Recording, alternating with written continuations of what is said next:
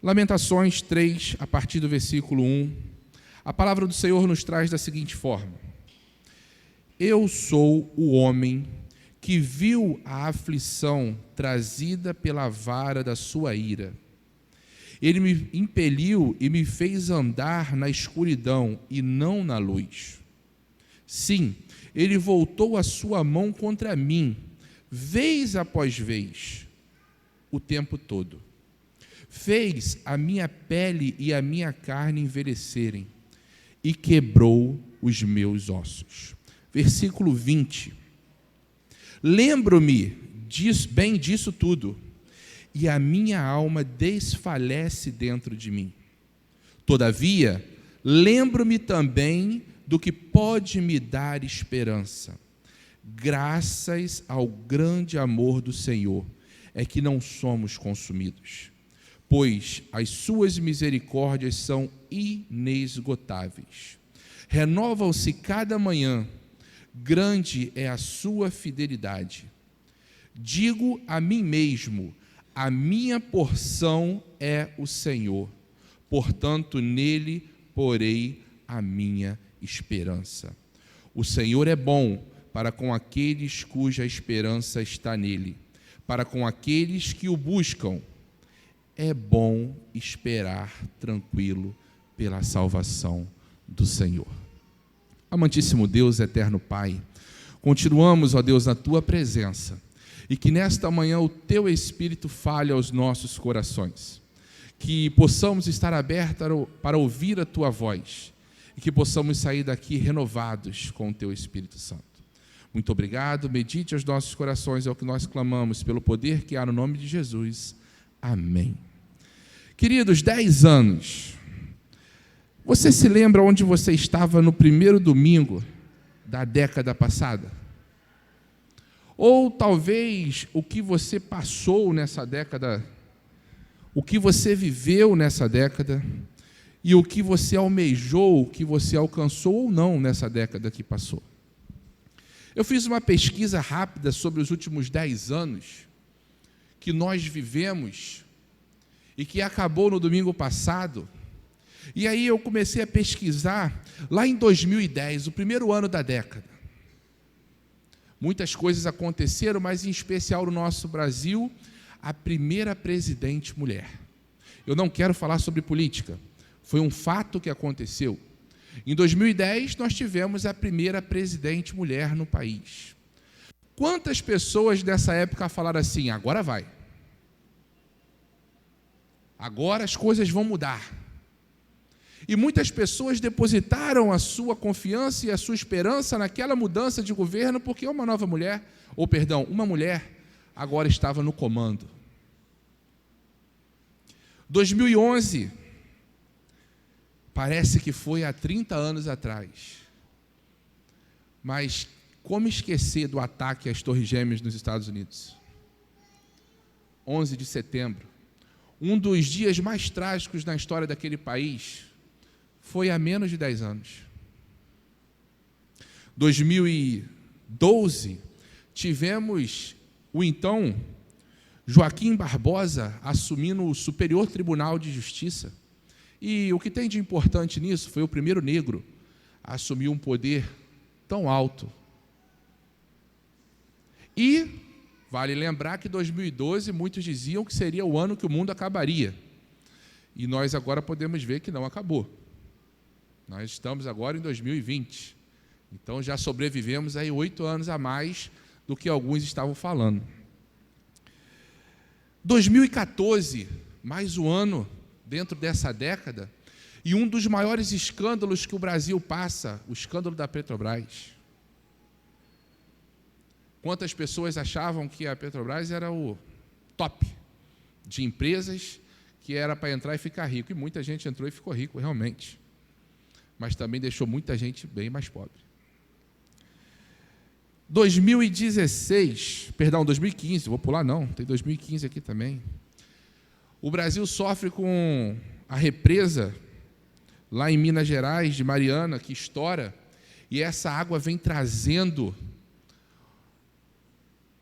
ou melhor, vai levando muitas esperanças, muitas vidas, muitos sonhos. O ano passa, nós temos 2016. Quem aqui não gosta de futebol? Tem um monte, né? Eu sei que tem. Mas até mesmo quem não gosta de futebol deve ter chorado com o avião da Chapecoense quando caiu. Foi uma tragédia que parou o país. Uma tragédia jamais esquecida. Mas passou. Talvez você não tivesse lembrado disso há 5 minutos atrás. Quantos sonhos aquele avião derrubou, quantos planos. Eles voavam rumo a uma disputa de um título intercontinental e não conseguiram nem lá chegar. A esperança de alcançar aquela vitória foi frustrada com a morte. Mas o ano passou. E aí veio 2017. O ano dos mísseis coreanos e o ano que o meu pai morreu.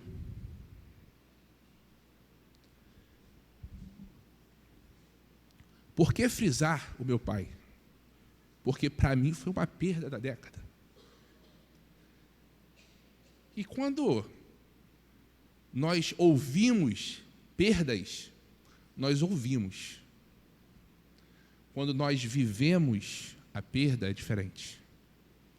Eu me lembro que foi na semana do jantar de casais. E isso eu não vou esquecer. Mas 2017 passou. E vamos seguir a vida. 2018, o Brasil sofre a maior paralisação de caminhoneiros da história. O país parou. O ano acabou, a paralisação acabou. Ninguém lembra mais do preço dos combustíveis, até porque tudo já subiu de novo. E chegamos ao fim da década 2019, com a barragem da Vale, mais uma em Minas Gerais, acabando com vidas, com esperanças e com sonhos. Mas 2019 acabou. Estamos agora em 2020, uma nova década. Quais são os nossos planos? Quais são os seus planos para essa próxima década? Para esse próximo ano? Para essa próxima semana? Para hoje, quando você sair daqui? Será que podemos ter essa consciência de que o que nós planejamos, talvez ele possa não acontecer? Talvez o que nós sonhamos possa não chegar? E aonde nós temos depositado a nossa confiança? Temos depositado a nossa confiança nos nossos filhos? Aqueles mais idosos que precisam do cuidado dos filhos? Ou dos mais novos que precisam dos cuidados dos pais? Será que temos colocado a nossa expectativa e a nossa esperança nessas pessoas? No nosso marido, na nossa esposa? Na nossa conta no banco? Aonde está o depósito da nossa confiança?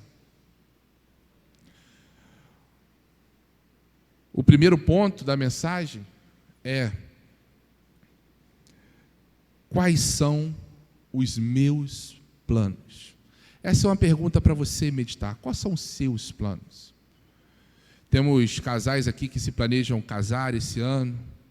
Temos famílias que planejam viajar. Temos famílias que planejam comprar.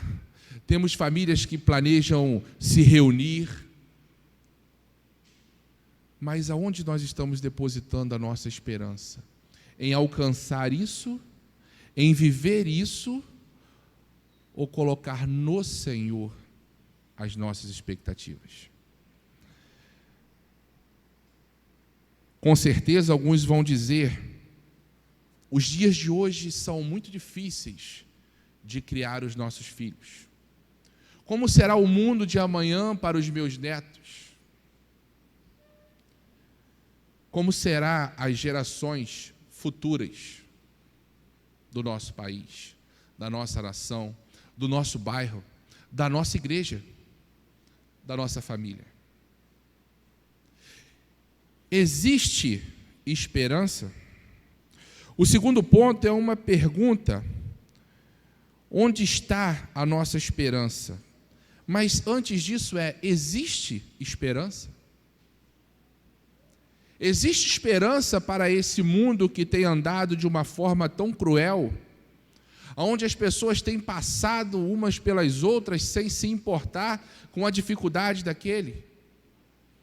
E isso eu não estou falando só daqueles que estão lá fora, porque muitas vezes temos vivido com pessoas com dificuldade dentro da casa do Senhor, onde nós passamos e não estamos nem aí às vezes. Por falta de conhecimento, ou por falta de oportunidade, ou por falta de querer também ajudar o próximo. Porque estamos tão preocupados com a nossa vida, com o que nós queremos, que esquecemos de botar em prática o amor de Deus na nossa vida. Existe uma situação que o povo de Deus sabe a necessidade de viver, que é o amor. Mas que a Bíblia também fala que, em um certo tempo, o amor de muitos se esfriaria. E eu glorifico a Deus com essa palavra, que o amor de muitos se esfriará. Porque quando ele fala de muitos, ele não fala de todos. E aí cabe a mim escolher a minha posição. Se eu voltar com o muito, que vai se esfriar, ou se eu voltar nos poucos, que vão estar fervorosos, vivendo o amor de Deus. A pergunta foi: tem esperança? Onde está a nossa esperança? Romanos 5, no versículo 2, vai dizer o seguinte: por meio de quem obtivemos acesso pela fé, e esta graça na qual agora estamos firmes, e nos gloriamos na esperança da glória de Deus. A nossa esperança precisa estar no Senhor. A nossa esperança não pode estar na família. A nossa esperança futura não pode estar em quem está com a gente hoje. Ela não pode estar no pastor, ela não pode estar no seminarista, ela não pode estar no irmão da igreja. Ela precisa estar no Senhor dos senhores. Ela precisa estar em quem pode me garantir o amanhã. Ainda que a morte venha para cortar os meus sonhos, ainda que a morte venha para acabar com os meus planos, mas existe um depois, e esse depois só Ele me garante. Só Ele me dá a convicção de que há um futuro para mim. Eu posso fazer planos para daqui a 10 anos. Eu posso fazer planos para daqui a 1 ano. Mas o único que pode me garantir alcançar é Ele. Não é a conta que eu tenho no banco. Não é a família que eu tenho que me dá sustento ou não. Somente Ele pode me garantir alcançar. Então, somente nele eu preciso colocar a minha esperança. Somente nele eu preciso depositar a minha confiança. Pois Ele é o único que pode. A nossa esperança está no Senhor. E a maior esperança é na vida eterna que Ele garante. A morte não é o fim. Ainda que muitos dizem, ou digam, ou preguem, o cristão precisa ter a convicção de que a morte não é o seu fim. Pode ser o fim dos seus planos aqui, mas não é o fim da sua vida, porque Ele tem algo maior. E é isso que nós precisamos nos apegar para fazer as nossas expectativas futuras. Senhor, eu estou aqui, eu preciso cuidar da minha família. Eu preciso cuidar dos meus. Mas eu preciso cuidar de mim para caminhar e alcançar essa vida eterna. João 3, no versículo 15 e 16, vai dizer: para que todo aquele que nele crê tenha a vida eterna. Porque Deus tanto amou o mundo que deu o seu Filho unigênito para que todo aquele que nele crê não pereça, mas tenha a vida eterna. João 5,24 vai dizer: eu lhes asseguro que quem ouvir a minha palavra e crer naquele que me enviou, tem a vida eterna, e não será condenado, mas já passou da morte para a vida. João 6,47, ele vai dizer: asseguro-lhes que aquele que crê tem a vida eterna. A expectativa do cristão é a vida eterna com Deus. O plano de vida maior é estar nos céus com o Senhor dos Exércitos. João, no capítulo 11, no versículo 26, vai dizer: e quem vive e crê em mim não morrerá eternamente. E aí ele faz uma pergunta: você crê nisso? Você crê que se você estiver com o Senhor, você vai viver eternamente? Amém? Amém. Eu sei que ninguém aqui ia crer, né? 1 João, no capítulo 2, versículo 25, vai dizer: e esta é a promessa que ele nos fez, a vida eterna. Você quer mais? 1 João 5, 11, 13. 5, versículo 11 a 13. E este é o testemunho. Deixa eu ligar o ventilador, então esse ar-condicionado para cima, por favor. E este é o testemunho que nos deu a vida eterna.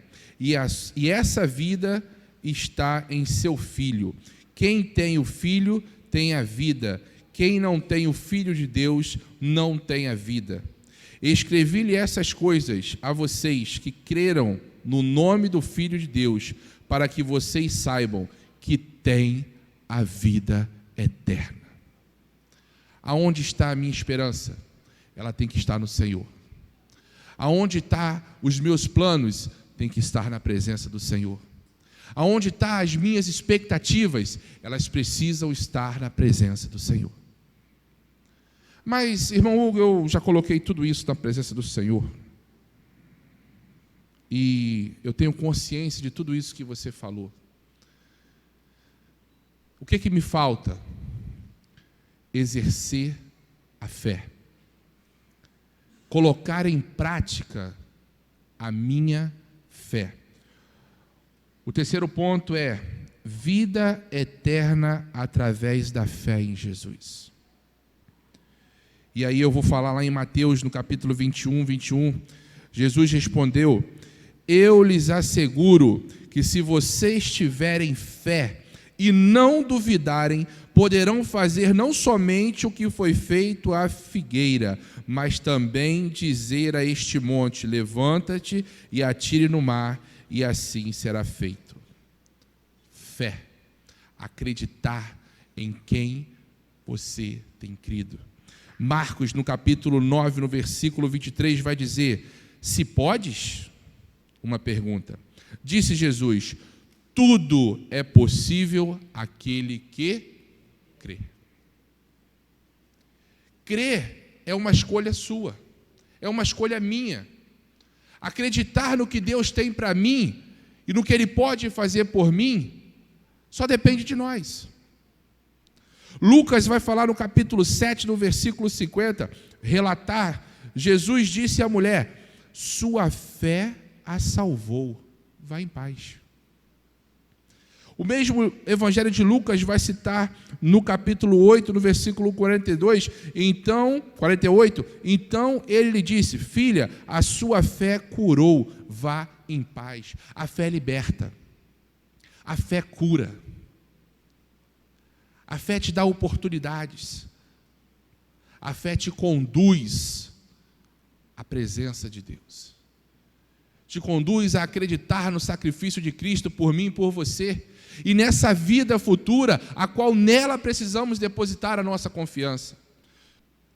O tempo de fazer é nosso, o tempo de realizar é nosso, o tempo de proclamar é o nosso. Algum tempo atrás eu preguei aqui na igreja e falava sobre algumas pessoas que dizem que precisamos levantar a geração de Samuel, a geração de Daniel, a geração de Davi. Não! Hoje é preciso levantar a nossa geração. Hoje é a sua geração que está aqui para fazer a obra do Senhor. E aí eu pergunto aos jovens: aonde está a sua esperança para daqui a 10 anos? está no exército, está casado. Eu tenho expectativas com meus filhos, eu tenho expectativas comigo, eu tenho esperança, mas eu não sei qual é o meu tempo. Nós não sabemos qual é o nosso tempo. Quantas pessoas começaram o ano de 2019 conosco que não estão mais aqui entre nós? E quantas pessoas estão aqui, talvez não estejam no final de 2020? Mas nós estamos vivos e temos planos, temos esperanças, temos sonhos, convicções, mas que dependem da vontade de Deus também. E eu preciso estar preparado para o não de Deus também. Porque Ele pode falar assim: olha, meu filho, agora é a hora de você vir. E isso não tem idade não, tá, irmãos? Porque às vezes quando a gente fala de morte, os jovens ficam tranquilão, né? Estou jovem, estou novo, ainda tenho muito para viver. O tempo é de Deus. E a nossa esperança precisa estar no nosso Deus. A palavra dessa manhã, essa reflexão, é para que a gente possa trazer à memória aquilo que nos dá esperança. E se nós voltarmos lá no texto que foi lido, e eu vou reler 2 versículos desse texto, que nós lemos lá em Lamentações, o versículo 24 e o 25, que diz: digo a mim mesmo, a minha porção é o Senhor, portanto nele porei a minha esperança. O Senhor é bom para com aqueles cuja esperança está nele, para com aqueles que o buscam. Se você tem buscado ao Senhor, continue. Se você tem negligenciado a sua necessidade de Deus, reveja seus conceitos, porque a nossa força não está em carros nem cavalos, ela está no nome poderoso do Senhor, daquele que desceu, daquele que morreu, daquele que ressuscitou e que é o único que pode me dar direito à vida eterna, e isso Ele me dá de graça. Tem pessoas que têm sofrido em certos países, até mesmo com a morte, para ouvir a palavra de Deus. Hoje você pode, graças a Deus, viver num lugar onde você pode ouvir, onde você pode pregar, onde você pode conversar, e muitas vezes isso também tem passado desapercebido. A correria da vida tem sido tão grande que nós não temos observado o tempo passar. E quando nós olhamos e vemos esse relato do que aconteceu nos últimos 10 anos, coisas que talvez, se alguém não prestasse atenção, ia dizer assim: já aconteceu há 20, há 30 anos, mas foi ontem. E amanhã de manhã, quando você sair para o trabalho, esse momento aqui agora é passado. Precisamos viver a presença do Senhor no presente. Porque o futuro só pertence a Ele. Que nós possamos nessa manhã entender o que o Espírito Santo de Deus quis trazer ao nosso coração. E não esquecer em quem nós temos depositado a nossa esperança. Será que temos feito isso com as pessoas certas? Queria convidar o Ministério de Louvor para nós estarmos encerrando essa reflexão da manhã com louvor, e agradecendo a Deus, porque a maior alegria que eu tenho é que sempre quando eu ministro a palavra, o Senhor também fala ao meu coração. E eu saio daqui hoje com a convicção de que a minha esperança precisa estar no Senhor. A minha esperança precisa estar naquele que pode me garantir o futuro. Eu amo a minha esposa, mas a minha esperança não está na minha esposa. Eu amo meus filhos, mas a minha esperança não está nos meus filhos. Eu amo meu Deus, e é nele que eu deposito a minha esperança. Feche seus olhos, fale com o Senhor agora. Coloque a sua vida, os seus anseios, a sua esperança na presença do teu Deus, na presença do teu Senhor, na presença daquele que pode te garantir o futuro e que você pode, sem medo, depositar todas as suas esperanças, todas as suas confianças e todos os seus planos.